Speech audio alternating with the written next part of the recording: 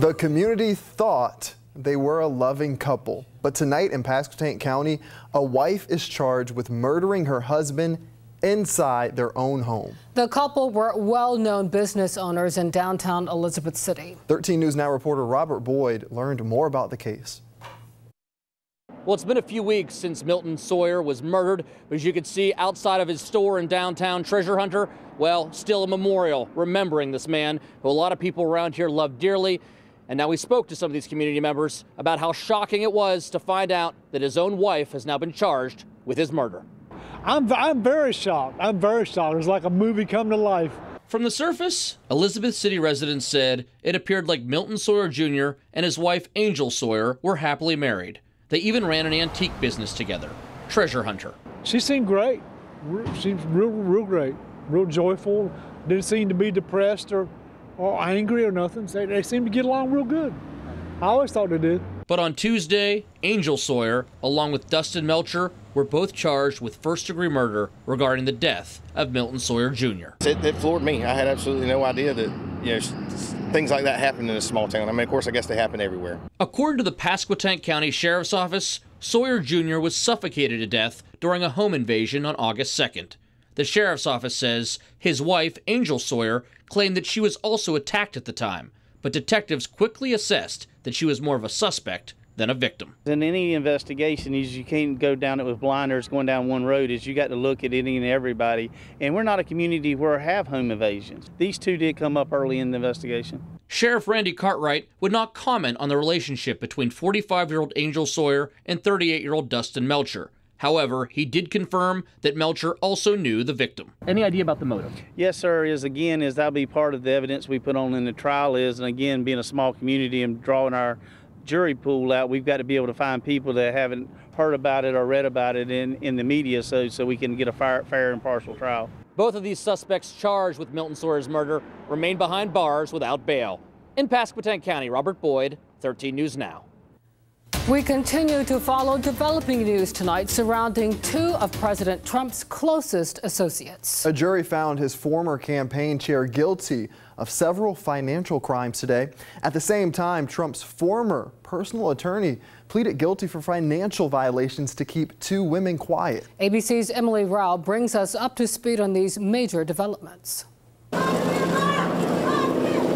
President Trump's longtime fixer walked out of court in New York after pleading guilty to a total of 8 felony charges, 2 campaign finance counts, 1 for giving a false statement to a bank, and 5 counts of tax evasion. 11 days before the election, Cohen paid off porn star Stormy Daniels, who claimed she had a one-night affair with Trump in 2006. The president initially said he didn't know about that payment. Did you know about the $130,000 payment to Stormy Daniels? But later, the White House saying he did know. Mr. Cohen sought reimbursement for that money by submitting invoices to the candidate's company, which were untrue and false. Cohen was also involved in the payoff of former Playboy playmate Karen McDougal. Cohen telling judges he was working in coordination and at the direction of a candidate for federal office.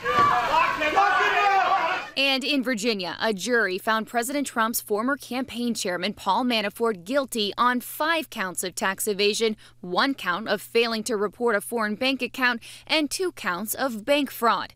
They were unable to reach a verdict on 10 other counts, and the judge declared a mistrial on those 10 counts.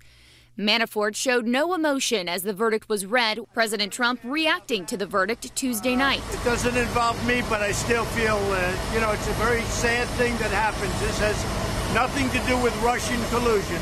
Cohen is now out of jail on bond and still waiting for sentencing. Paul Manafort has another federal trial starting next month.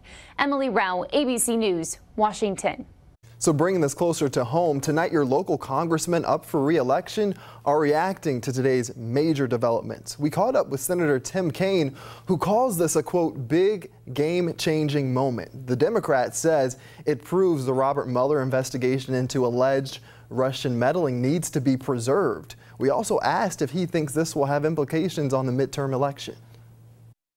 I think the corruption of the administration and the administration supporters is going to be a significant issue that people will worry about in the midterms, and they will worry about letting a team with that level of corruption sort of have the unchecked control of everything. Now, on the other side, Republican Congressman Scott Taylor says the legal and political implications of this have yet to be seen. He says he'd like to see the Mueller investigation wrapped up as soon as possible. Now, amid all of this, he says he stays focused on his specific district and the issues at hand. Here's his thoughts on what he thinks about if this will affect the election.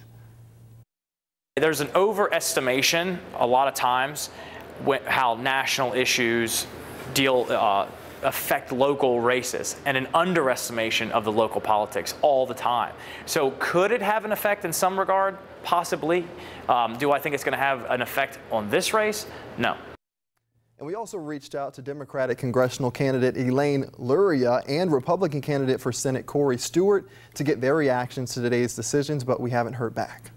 Developing tonight in Norfolk, police say what started as a death investigation in the Norview area is now a homicide investigation.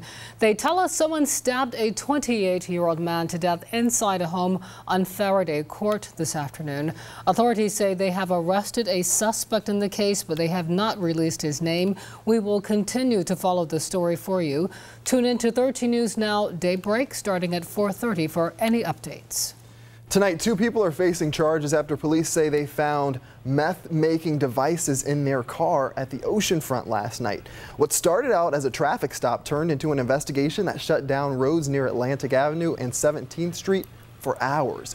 We're told the driver of the car, Michael Whalen, is facing drug charges tonight. So is the passenger, Yasmin Reed. Police say they stopped the car last night because they believed it was stolen. A local community is mourning a loss tonight after a beloved teacher was killed in a car crash over the weekend. Jody Lunkus taught at Oakwood Elementary School in Suffolk for 20 years.